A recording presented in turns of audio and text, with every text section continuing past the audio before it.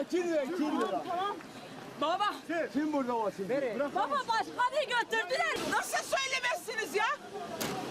Nereye götür? Ne yapıyorsun sen ya? Kafama basmayın. Ne yapıyorsun sen ya? Tamam arkadaşlar. Sen hesabını vereceksin bunu. Ben yüz binlerce oyun temsilcisiyim. Öyle kafama bastırarak yok veremezsin beni. Ne yapıyorsun? Seni artist seni. Yatır yatır. Seni kamera görüntülerini yok mu?